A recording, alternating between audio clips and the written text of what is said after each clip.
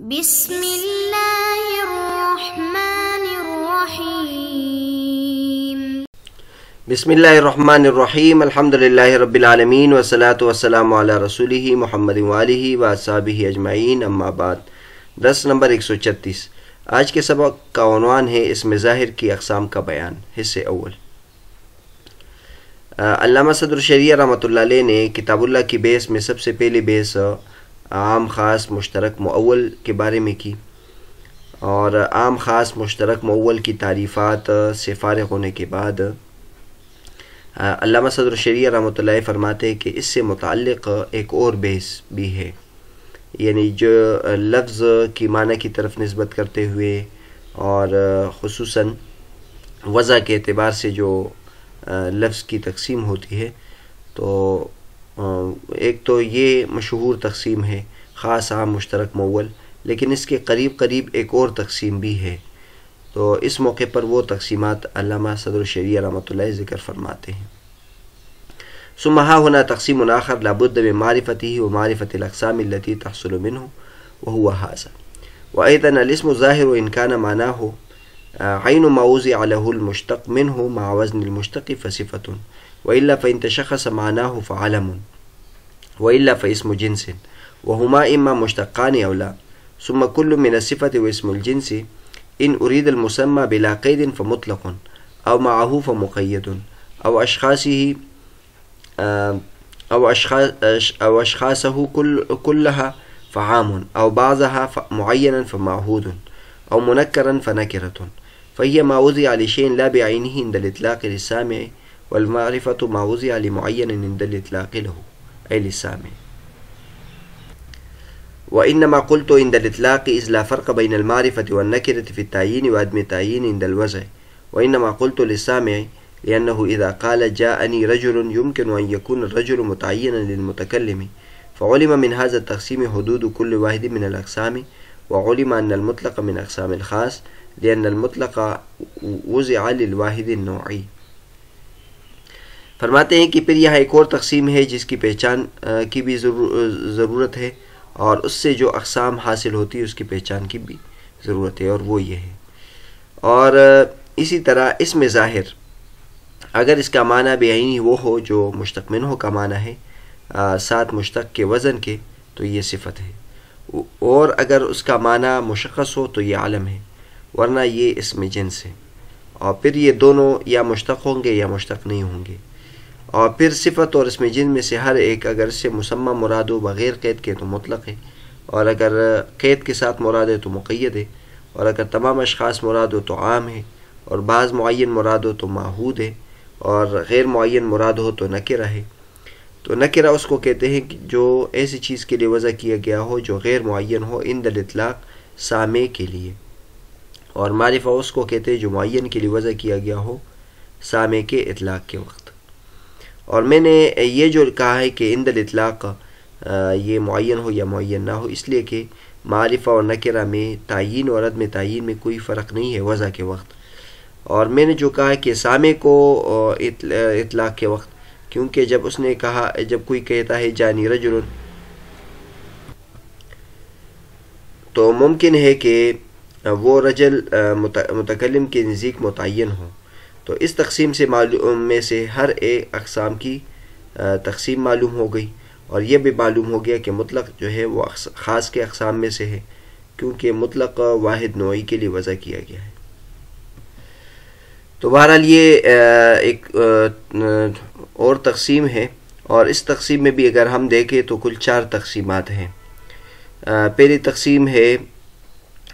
اسم ظاہر کی صفت علم اسم جنس کی طرف، کہ اگر اسم ظاہر کا معنی بعینی وہی ہو جو جس کے لیے مشتق منہ کو وضع کیا گیا ہے، ساتھ ساتھ مشتق کے وزن کا معنی بھی ہو، تو وہ صفت ہے، اور اس کو آگے بتائیں گے کہ اس میں فاعل مراد لیتے ہیں ضارب اور مضروب۔ تو اس میں بھی اس میں اگر دیکھ لیں، اس میں ضرب کا معنی بھی ہے، اور ساتھ ساتھ اس میں فاعل کا معنی بھی ہے، اور مضروب میں ضرب کا معنی بھی ہے، اور ساتھ ساتھ اس میں مفعول کا معنی ہے۔ اور اگر اس طرح نہ ہو اور اس کا معنی مشخص ہو تو وہ علم ہے، اور اگر معنی مشخص نہ ہو تو پھر وہ اسم جنس ہے۔ تو بہرحال پہلی تقسیم صفت علم اسم جنس کی طرف کی، پھر آگے دوسری تقسیم کر رہے ہیں کہ یہ دونوں یعنی علم اور اسم جنس یا مشتق ہوں گے اور یا مشتق نہیں ہوں گے۔ ثم کل من صفت و اسم الجنس ان اريد یہ دوسری تقسیم ہوئی کہ مشتق ہوں گے یا غیر مشتق ہوں گے، اور پھر آگے ایک اور تقسیم بیان فرماتے ہیں کہ اگر اس سے مسمى مراد ہو بغیر قید کے تو یہ مطلق ہے، اور اگر قید کے ساتھ مراد ہو تو مقید ہے۔ اور چوتھی جو تقسیم کر رہے ہیں وہ عام، معرفہ اور نکرہ کے ساتھ، کہ اگر تمام افراد مراد ہو تو عام ہے، اور اگر بعض معین مراد ہو تو معہود ہے، اور اگر غیر معین مراد ہو تو نکرہ ہے۔ آخر میں ایک قید کا اضافہ کر رہے ہیں کہ یہ جو ہم نے کہا ہے کہ نکرہ کی تعریف بیان کی ہے، موضع لشیء لا بعینہ عند الاطلاق للسامع، نکرہ اس کو کہتے ہیں کہ جو کسی ایسی چیز کے لیے وضع کیا گیا ہو جو مقرر نہ ہو، اور وہ مقرر اطلاق کے وقت نہ ہو، اور سامع کو وہ مقرر نہ ہو۔ اور معرفہ اس کو کہتے ہیں کہ جو معین چیز کے لیے وضع کیا گیا ہو اطلاق کے وقت اور سامع کے لیے۔ تو پھر اس کے فوائد ذکر کر رہے کہ ہم نے دو قید لگائی ہے، نکرہ میں بھی معرفہ میں بھی، ایک عند الاطلاق اور دوسرا سامع۔ تو ہم نے جو عند الاطلاق کہا ہے تو یہ کہا ہے، یہ اس کی وجہ یہ ہے کہ اطلاق کے وقت ان میں یا تو ایک معین ہوگا اور یا معین نہیں ہوگا، معین ہوا تو یہ معرفہ ہے، اور اگر معین نہ ہو تو پھر یہ باقی وضع کے وقت ان کی تعین اور عدم تعین میں کوئی فرق نہیں ہے، اس لیے ہم نے اطلاق کا لفظ کہا ہے۔ اور پھر ہم نے دوسری قید یہ لگائی ہے کہ سامع کو اطلاق کے وقت سامع کو معلوم ہو یا معلوم نہ ہو، تو ہم نے سامع کی قید اس لیے لگائی ہے اس لیے کہ جب اگر کوئی یہ کہتا ہے جانی رجل تو یہ نکرہ ہے، لیکن متکلم کو تو معلوم ہے کہ میرے پاس کون سا بندہ آیا تھا، تو وہ متکلم کو تو معلوم ہے، اس لیے متکلم کو ہم نے معیار نہیں بنایا بلکہ مخاطب کو معیار بنایا۔ اس کے بعد فرماتے فعلم من هذا التقسیم حدود كل واحد من الاقسام، ان میں سے ہر ایک کے حدود معلوم ہو گئے، تعریفات بھی معلوم ہو گئی، اور یہ بھی معلوم ہو گیا کہ مطلق بھی خاص کے اقسام میں سے ہے، کیونکہ مطلق بھی واحد نوعی کے لیے وضع کیا گیا ہے۔ اس مقام کی جو تفسیر ہے وہ انشاءاللہ ہم ذکر کرتے ہیں، کچھ اس سبق میں انشاءاللہ، کچھ اگلے سبق میں ذکر کرتے ہیں۔ علامہ تفتازانی رحمۃ اللہ فرماتے ہیں قولہ واسم الظاہر وإذن اسم الظاہر قید بذلك لأن المضمر خارج عن الأقسام وكذا اسم الإشارة فكأنه أراد ما ليس بمضمر ولا اسم إشارة۔ علامہ تفتازانی رحمۃ اللہ فرماتے ہیں کہ مصنف نے اس تقسیم کو اسم ظاہر کے ساتھ مقید کر دیا کیونکہ جو ضمیر ہے وہ ان اقسام سے خارج ہے، اور اسی طرح اسم اشارہ ہے وہ بھی اس سے خارج ہے، یہ اقسام اس میں نہیں آتے۔ تو گویا مصنف نے الاسم الظاہر کہہ کر مراد لیا وہ کہ ضمیر بھی نہ ہو اور اسم اشارہ بھی نہ ہو۔ تو یہ جو مذکور اقسام ہیں یہ اسم ظاہر کے، جو اسم اشارہ بھی نہ ہو، اسم مضمر بھی نہ ہو، اس کی یہ تقسیم نہیں ہے۔ دوسری بات علامہ تفتازانی رحمۃ اللہ فرماتے ہیں کہ اوپر جو مصنف نے صفت کا معنی بیان کیا، صفت کی جو تفسیر بیان کی، اس کا حاصل کیا ہوگا تو اس کو بیان فرماتے ہیں۔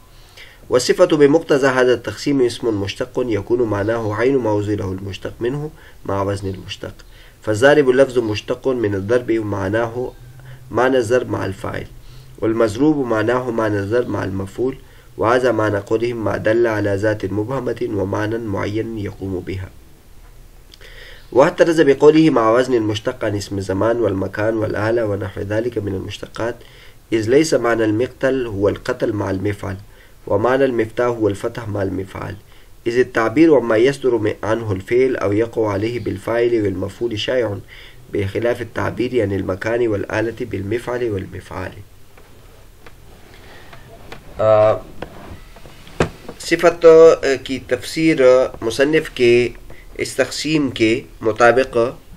یہ ہو جائے گا کہ صفت وہ اسم مشتق ہے جس کا معنی بعینہ ہی وہی ہو جس کے لیے مشتق کو وضع کیا گیا ہے، ساتھ ساتھ مشتق کا وزن بھی ہوگا. تو جیسے ضارب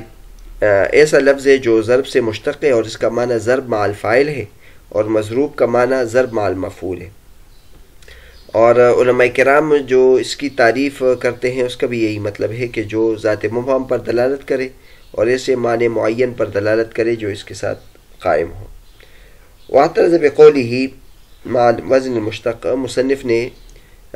مع وزن المشتق سے احتراز کیا اس میں زمان، اس میں مکان، اس میں اعلیٰ سے اور جیسے اور مشتقات سے، کیونکہ مقتل کا معنی نہیں ہے قتل مع المفعل، اور مفتاح کا معنی نہیں ہے فتح مع المفعال، اس لیے کہ جس سے فعل صادر ہوا ہو یا جس پر فعل واقع ہوا ہو اس سے تعبیر کرنا فاعل کے ساتھ یا مفعول کے ساتھ تو شائع ہے، لیکن جو مکان اور اعلیٰ ہے اس کا مفعل اور مفعال کے ساتھ تعبیر کرنا یہ شائع نہیں ہے. آپ حضرات کو معلوم ہوگا کہ فعل سے یہ مصدر سے ایک تو افعال مشتق ہوتے ہیں اور ایک اسماء مشتق ہوتے ہیں. تو جو اسماء مشتقہ ہے وہ کئی ہے، جس میں اس میں فاعل ہے، اس میں مفعول ہے، صفت مشبہ ہے، اس میں اعلیٰ ہے، اس میں ظرف ہے، اس میں مکان ہے، اور یہ بھی اس سے مشتق ہوتے ہیں. لیکن علامہ صدر الشریعہ رحمۃ اللہ اس تقسیم کے مطابق صفت کا اطلاق صرف ان میں فاعل اور اس میں مفعول پر کرتے ہیں، اور اس کی وجہ یہ بتاتے ہیں. علامہ تفتزانی رحمۃ اللہ اس کے لیے ایک وجہ بیان فرماتے ہیں، یعنی خود انہوں نے وجہ تو ذکر نہیں کی، لیکن علامہ تفتزانی رحمۃ اللہ اس کی تشریح یہ بیان فرماتے ہیں کہ جو جس سے فعل واقع ہوا ہو یا جس پر فعل واقع ہوا ہو ان دونوں کی تعبیر فاعل اور مفعول کے ساتھ تو ہوتا ہے، شائع ہے، لیکن اس کے علاوہ جو اسماء ہے اس پر اس کا اطلاق نہیں ہوتا، وزن کا اطلاق نہیں ہوتا. مثلا ہم کہتے ہیں یہ اس میں فاعل ہے، یعنی ضارب کے بارے میں ہم سے کوئی پوچھا جائے تو ہم کہتے ہیں اس میں فاعل ہے، اور مضروب کے بارے میں ہم سے کوئی پوچھے تو ہم کہتے ہیں یہ اس میں مفعول ہے. لیکن اگر مضرب کے بارے میں ہم سے پوچھا جائے تو ہم یہ نہیں کہتے کہ یہ اس میں مفعول ہے، بلکہ ہم کہتے ہیں کہ یہ اس میں اعلیٰ ہے، یا اس میں مکان ہے، یا اس میں زمان ہے، یا صفت مشبہ ہے. تو اس کی وجہ یہی ہے کہ یہ صفت ہے، اور اس وجہ سے اس کا جو معنی ہے مشتق والا معنی بھی ہے اور ساتھ مشتق کا وزن بھی ہے. تو یہ فرماتے ہیں کہ اس تقسیم کے مطابق صفت کا معنی یہ ہے کہ وہ اس میں مشتق جس میں یعنی وضع کا معنی بھی ہو اور ساتھ مشتق کا وزن بھی ہو. تو جیسے ضارب، یہ اس میں ضرب کا معنی بھی ہے اور ساتھ ساتھ یہ فاعل بھی ہے، اور اس میں مضروب میں ضرب کا معنی بھی ہے، ساتھ مفعول کا وزن بھی ہے، اور اس سے اس میں زمان، اس میں مکان، اس میں اعلیٰ وغیرہ مشتقات سے احتراز ہو گیا، کیونکہ جو مقتل ہے اس کے بارے میں کوئی یہ نہیں کہتا کہ یہ قتل مع المفعل ہے، اور مفتاح کے بارے میں کوئی نہیں کہتا کہ یہ فتح مع المفعل ہے،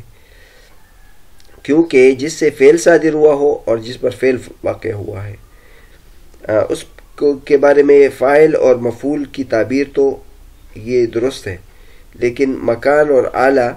اس کے بارے میں مفعل اور مفعال کے ذریعے سے تعبیر نہیں ہوتی. تو یہ اس کی وجہ ہے. اس پر آگے اعتراض ہوتا ہے کہ جو اس میں فرق نہیں کرنا چاہیے، اور اسے صفت میں اس میں اعلیٰ اور اس میں صفت مشبہ وغیرہ بھی داخل ہو سکتا ہے. اس پر یہ اعتراض ہوتا ہے، وہ ہم ذکر کرتے ہیں. وَلِقَائِلٍ أَن يَقُولَ، کوئی یہ اعتراض کر سکتا ہے کہ یہ جو تفسیر آپ نے ذکر کی ہے یہ اسی صفت پر صادق آتی ہے، لا يصدق الا على صفت تكون على وزن الفاعل والمفعول، جو فاعل اور مفعول کے وزن پر ہے. لأن التعبير عما يقوم به المعنى إنما يكون بالفاعل أو المفعول لا بالأفعل والفعلان والفعل والمستفعل والمفعل ونحو ذلك. فليس معنى الأبيض والأفضل مثلا هو البياض والفضل مع الأفعال، ولا مع العطشان هو العطش مع الفعلان، ولا معنى الخير هو الخيرية مع الفعل، ولا معنى المستخرج والمدهرج والاستخراج والدهرج مع المستفعل والمفعل. وإن منع ذلك يمنع خروج اسم المكان والآلة للقطع بأن القول بأن معنى المقتل هو القتل مع المفعل ليس بأبعد من القول بأن الأبيض معناه البياض مع الأفعل والمدحرج معناه الدحرج مع المفعل. یہ اعتراض کوئی کر سکتا ہے کہ یہ تفسیر تو صادق نہیں آتی مگر اس صفت پر جو فاعل اور مفعول کے وزن پر ہو، کیونکہ جس کے ساتھ معنی قائم ہو اس سے تعبیر کرنا فاعل کے ساتھ یا مفعول کے ساتھ، نہ کہ مفعول کے ساتھ، فاعل یا مفعول کے ساتھ ہوتا ہے، نہ کہ افعل، فعلان، افعال، مستفعل اور مفعل جیسے کے ساتھ ہوتا ہے۔ چنانچہ ابیض اور افضل کا معنی یہ نہیں ہے کہ بیاض الفضل مع الافعال، اور نہ عطشان کا معنی ہے عطش مع الفعلان، اور نہ خیر کا معنی ہے خیریت مع الفعل، اور نہ مستخرج اور مدحرج کا معنی استخراج اور دحرج مع المستفعل والمفعل۔ اور اگر کوئی اس کو اس کو منع کر دے تو ہم کہیں گے کہ اس طرح تو اس میں مکان اور اعلیٰ بھی نہیں نکلے گا،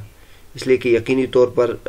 مقتل کا معنی قتل مع المفعل یہ زیادہ بعید نہیں ہے اس طرح کا کہنا کہ بیاض کا معنی ہے بیاض مع الافعال اور مدحرج کا معنی ہے دحرج مع المفعل۔ یہ ایک اعتراض ہے، اور اس کی اعتراض کی وجہ یہ ہے کہ مصنف کا منفرد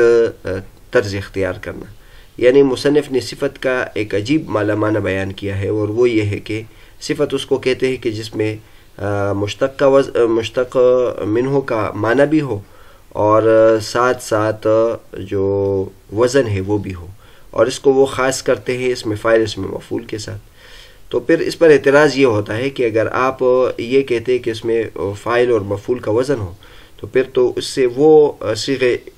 اس میں فاعل اور اس میں مفعول کے وہ صیغے نکل جائیں گے جو مجرد کے نہیں ہیں، فاعل اور مفعول کے وزن پر نہیں ہیں، کیونکہ جو اس میں فاعل کی اوزان ہے دیگر میں تو یہ نہیں ہوتا۔ باب فعال میں مکرم آتا ہے، باب تفعیل میں مفاعل آتا ہے،